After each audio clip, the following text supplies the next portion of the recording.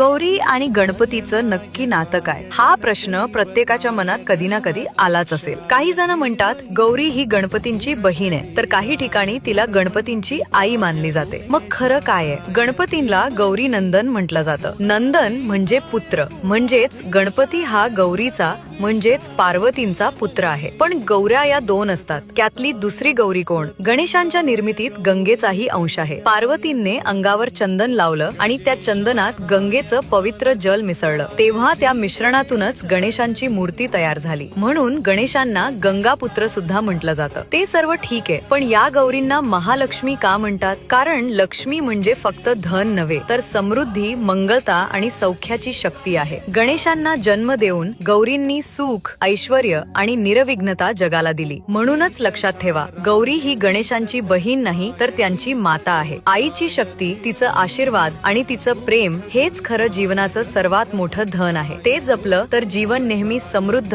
आणि मंगलमय राहते.